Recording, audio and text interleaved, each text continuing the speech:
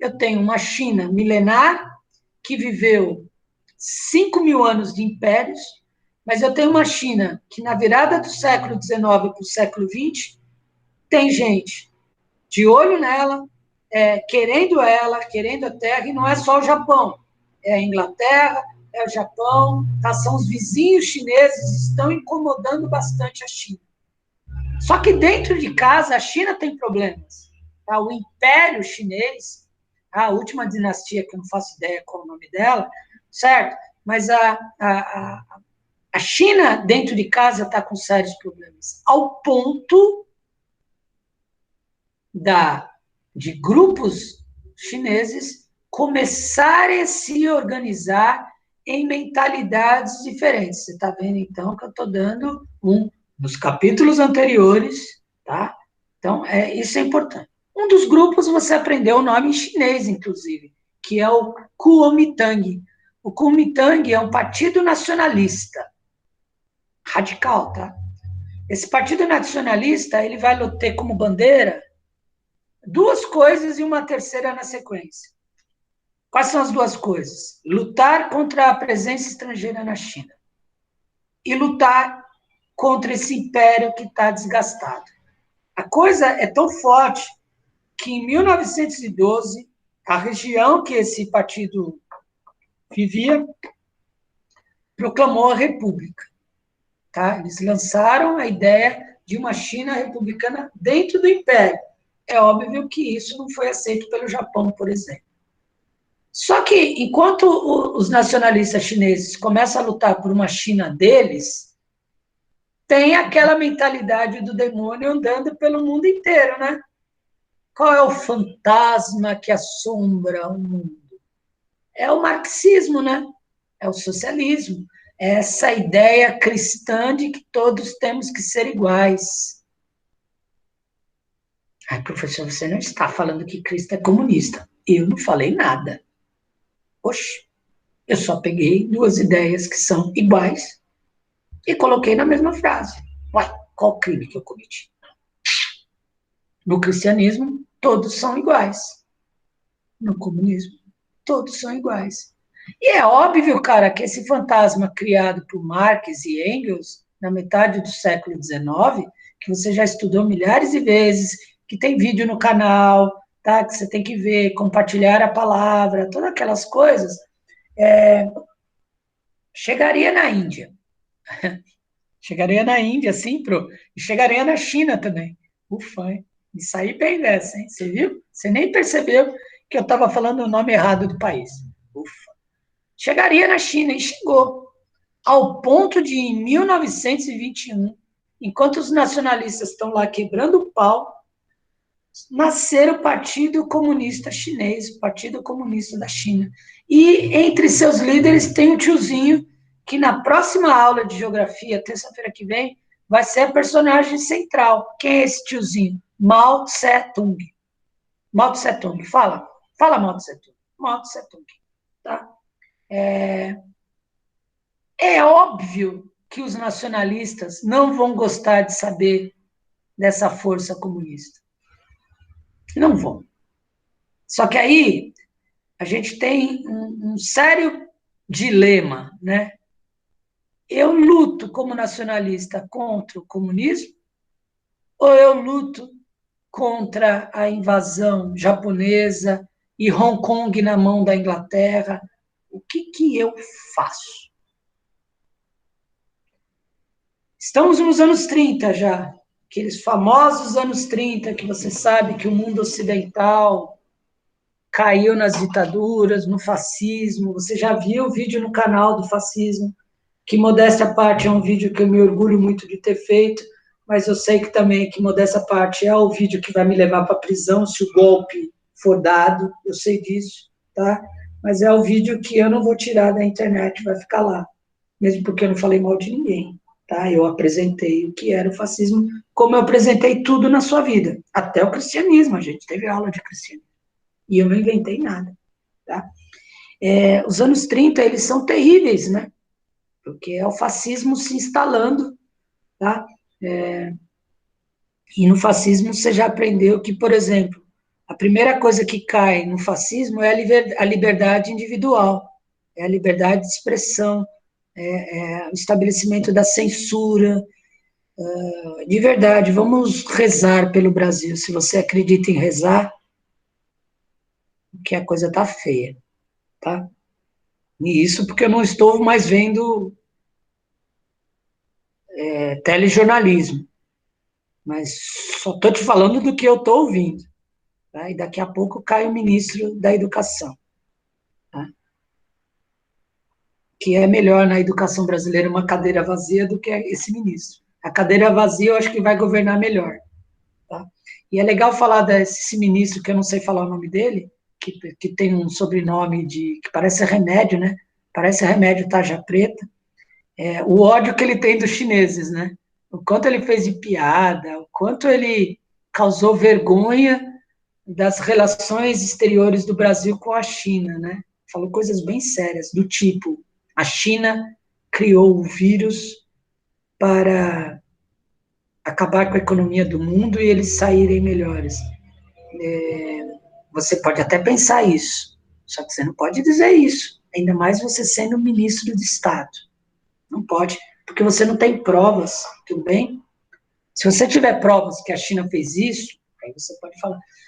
A gente não pode acusar os outros sem ter provas. E com a internet você está vendo, né? Você lá, sei lá, você não gosta do fulano, fala que fulano fez isso, e aí cai o mundo nas costas do fulano, e aí cadê a prova? Não tem prova, tá? Então, entre outras coisas, é por isso que o seu ministro da Educação está caindo também, tá? Mas por que eu estou falando do seu Brasil? Porque eu estou falando do fascismo, tá? O fascismo não está na China, tá? Mas o imperialismo japonês, como eu disse para você, ele cai na China de uma forma cruel, né? As escravas sexuais já são reais nos anos 30. Só que aí qual é o dilema? O Japão vai invadir a China de vez, isso já está claro, já estamos nos anos 30, você não tem como evitar, mas o que acontece? Nacionalistas chineses e comunistas chineses estão brigando entre si pela atenção da população. Só que o Partido Nacionalista, ele é incapaz de falar com o povo. Ele é incapaz de ser uma liderança popular. Por que eu estou falando isso? Porque o Mao Tse Tung bota a mochilinha nas costas, pega o partido dele e fala: vamos pelo interior da China, vamos embora. O Partido Nacionalista não quer a gente aqui? Beleza, vamos andar. O Partido Chinês, comunista da China, vai andar 9.000 quilômetros pela China, a famosa Grande Marcha. Mas não é só andar. Todos os lugares que o Partido Comunista Chinês chegou, ele mudou. Por exemplo, tirou os ricos e fez a reforma agrária. Falou, essa terra é de todo mundo. Lógico que os ricos ficaram pé da vida, mas os pobres, que não sei se você sabe, são a maioria, ficaram muito felizes. Poderiam começar a lutar contra a fome, por exemplo. É óbvio que esse tipo de bandeira da reforma agrária é uma bandeira muito forte, só que não ficou igual no Brasil. A reforma agrária no Brasil é uma falácia, né? É um dos meus grandes ranços em relação ao Lula, eu tenho vários, é que o Lula não fez a reforma agrária no Brasil. O Lula fez 11% do projeto inicial. Poxa, mas a vida dele era a reforma agrária, por que ele não fez? Por que não tem terra para todo mundo? Essa é uma pergunta que eu faria para o Lula. Entre outras perguntas. Faria um monte, de verdade mesmo. Eu sou de esquerda, mas eu não sou burro. Entendeu? Você está louco para ouvir eu falar que eu sou comunista, mas eu não sou comunista, eu sou anarquista. Desculpa aí, tá? Mas eu sou de esquerda, isso é fato. Adoro a cor vermelha, mas eu adoro mais a cor rosa. Tá? Só que o Mao Tse Tung, ele é muito inteligente, ele é muito sagaz. Porque os nacionalistas chineses, eles não são capazes de unir os chineses contra a invasão, Duda, que está aí. O Japão vai invadir de vez a China. Isso é fato. Ó, estou falando de 1934. Nacionalistas e comunistas não entram em acordo. Os nacionalistas meio que começam a ficar com ciúme das reformas que o Mao Tse-tung está promovendo. E aí, cara, ciúme de político, você tá ligado que é pior do que ciúme de cachorro. E eu morro de ciúme da periquita. Ai, mas morro mesmo. Do tipo, ela vai lá ficar com o Adriano, aí depois ela vem para mim, como se eu fosse resto, eu debocho dela. Aí ela olha para mim com aquela cara, eu volto todo para ela lambendo, né? Mas ciúme de político é pior do que ciúme de cachorro, tá? Não se fala a mesma língua na China. Só que você tem uma invasão iminente, a fome é real. Já te falei que a geografia chinesa, ela não favorece, né? A China ela é dividida em 6 grandes regiões. A região mais famosa é a Manchúria, que até tem uma ideia de revolução industrial, veja só, né? A Manchúria é a principal área, tá, da China, é a mais rica, talvez, que você possa dizer. Só que você tem camponês chinês passando fome, morrendo de fome. E o que acontece? O comunismo está trazendo para si essa cambada que os nacionalistas não são capazes de falar. O nacionalista é aquele empolado, é o cara que vai de terno, né? É um cara que fala difícil.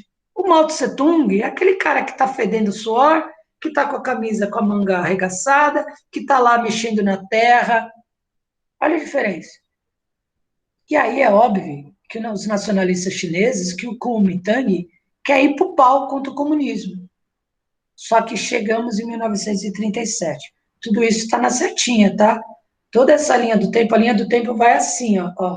Ela sai aqui, aí ela chega aqui, tipo mangá, e volta para cá. Tá bonitinha lá. Há décadas de 10, década de 20, década de 30. Aí a gente chega em 1937. O Japão já é uma realidade, o Japão é uma potência militar e o Japão invadiu a Manchúria. A Manchúria é a região mais efervescente economicamente no que se refere à China daquela época. Finalmente, nacionalistas e comunistas vão falar a mesma língua. E aí, os dois lados, eles vão se dar uma trégua. A gente vai ter uma trégua entre nacionalistas e comunistas. Só que a China não vai ter sossego, porque a China está em guerra com o Japão. E a Segunda Guerra Mundial nem começou ainda, tá? Então, você vai ter, de 1937 a 1945, a China mergulhada num conflito que vai ser um conflito mundial, né? As mulheres se tornando escravas sexuais, as terras, as melhores terras, as indústrias, as fábricas sendo tomadas pelos japoneses, a violência absurda do Japão, tá? Violência absurda, tá? O Japão vai se aliar à Alemanha para a guerra. O Japão vai agredir os Estados Unidos em Pearl Harbor. E aí o que faz? Traz os Estados Unidos para a guerra. Não se esqueça que os Estados Unidos têm bomba atômica. Ih, vai dar ruim, vai dar ruim. Tá? Então, a China, num cenário de crise, você não se desenvolve. Num cenário de guerra, a coisa só piora. Temos milhões de chineses morrendo, a guerra no Pacífico, e tem algumas séries de documentários sobre a guerra no Pacífico, são sensacionais, tem séries, inclusive, né? A China, ela vai ser invadida, a China, os chineses vão ter que lutar pelos japoneses, olha a vergonha, cara, é terrível. Só que aí, agosto de 45, vou falar rapidinho disso, porque você já viu essa aula, você tem as 2 bombas atômicas, que muda a história do mundo. Muda a história do mundo e é óbvio que vai mudar a história da China também. Por quê? Porque quando as bombas caem no Japão, e você já sabe que as bombas não eram necessárias, blá, blá, blá, blá, blá, blá, blá, blá, blá, o Japão perde a guerra. E quando o Japão perde a guerra, o Japão vai ter que abandonar todos os seus territórios, todos os seus domínios, inclusive a China. Aí eu sei que a Carol se sentou na cadeira acolchoada dela, super fofa. Eu sei que a Carol falou, ufa, os chineses vão respirar. China livre, free China, China, China, tamo juntos, viva a China, e por aí vai, certo? Tudo bem? China feliz? China feliz. China feliz. Não. Você lembra o que acontecia antes da guerra? Nacionalistas e comunistas brigando. A guerra acabou em 45. Adivinha o que aconteceu? A treta entre nacionalistas e comunistas virou uma guerra civil. Guerra mesmo. Antes, era uma discussão ideológica, era uma discussão por carinho. Ai, quem dá mais, o comunista ou o nacionalista? Ah, o comunista oferece a reforma agrária. O que o nacionalista pode fazer? Tá ok? Quando acaba a Segunda Guerra Mundial, você vai ter um conflito armado entre comunistas e nacionalistas. Só que você não pode esquecer que a China vem de 8 anos de guerra. Imagina a condição dessa guerra. E tudo pode piorar. Essa guerra vai durar 4 anos, a guerra civil. Tá? Então, a gente está falando, crianças, de um período de 12 anos apenas, né? Não vou nem falar da década de 10, de 20, começo da década de 30, que teve Japão, teve Inglaterra, não vou falar nada disso. Eu vou ficar só no período de 37 a 49. Foram 12 anos de guerra nessa China. Você imagina a China como é que ela está? Você imagina os camponeses que já eram miseráveis, como estão agora, tá? Imagina a fome, imagina as doenças, imagina todo o trauma, né? Porque você não pode esquecer, cara, que uma guerra civil, opa, estamos no Brasil, não esquece disso, é uma guerra que opõe 2 lados de uma mesma bandeira. É uma guerra que causa marcas, que traz marcas mais profundas ainda. Certo? Profundas. No Brasil, os natais acabaram, sabia disso? Né? No Brasil, os natais acabaram.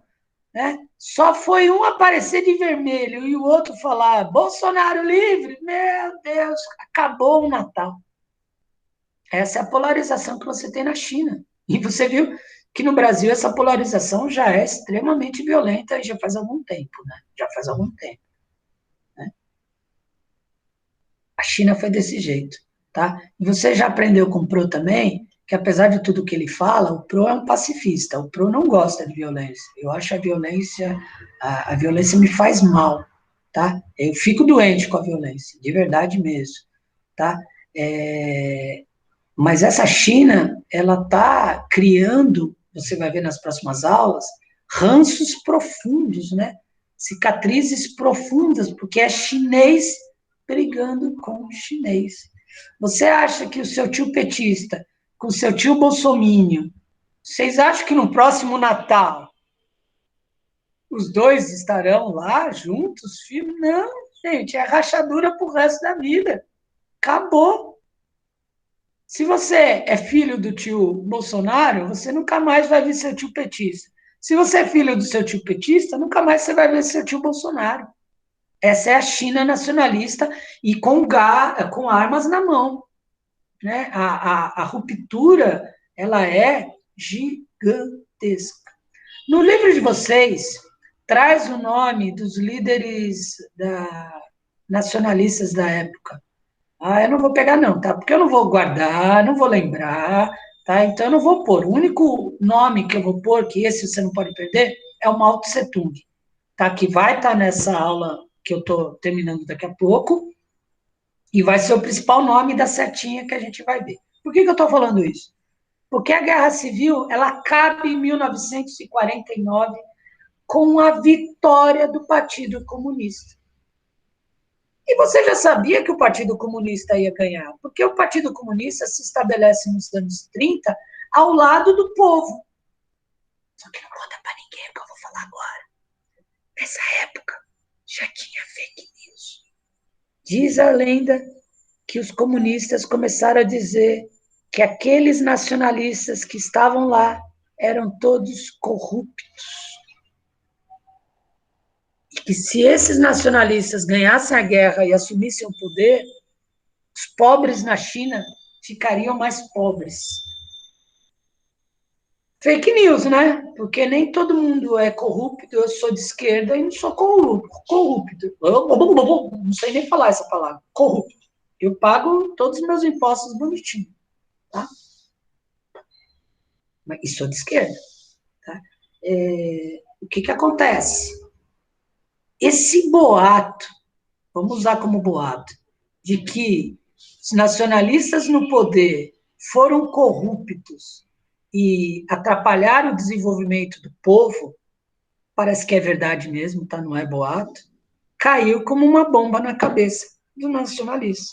Na hora H, o povão ficou do lado de quem? De Mao Tse Tung. E aí, em 1949, 4 anos depois, a guerra acaba, tá? Com a vitória dos comunistas. Os nacionalistas que sobraram fugiram da China, mas pararam numa ilha do lado da China, Taiwan. Já ouviu falar de Taiwan? Taiwan tem um nome mais bonitinho em português, é chamado de Formosa. Essa ilha chinesa, ela está até hoje sob comando dos nacionalistas. Ela não é comunista. Aí você pergunta, mas a China comunista aceita isso? Of course que não. Você tem treta entre eles, entre Taiwan e China. Hoje são tretas, são tretas diplomáticas, né? Não vai ter guerra, a China não vai invadir Taiwan, tá? Mas a China diz que Taiwan é deles. E Taiwan diz que não tem nada a ver com a China, tá? É uma treta diplomática, tanto é que nos Jogos Olímpicos você tem a delegação de Taiwan, sabia? Não tem a delegação da China. Com a vitória do comunismo na China, vai nascer a República Popular da China. Esse é o nome até hoje. Em 1949, portanto, marca o fim de 5.000 anos de império na China. Tá? Então, é uma vitória marcante, é o momento de ascensão do comunismo na China. Tá? Ai, pro, e tem o comunismo na União Soviética, então eles vão ser amigos, vão ser colegas? Ai, dois comunistas gigantes no mundo vão ser amigos? Não. Por quê? Porque ambos querem ser líderes do movimento comunista no mundo. Dá para ter dois líderes? Não. Tá, mas isso é spoiler, isso a gente vai falar lá na frente, mas China e União Soviética não serão amigas. Mas a China comunista vai ser amiga de quem, então? Dos Estados Unidos. Hã? Tá, os Estados Unidos viraram comunistas? Não. E esses Estados Unidos aí? Você tá me zoando, pro? Não.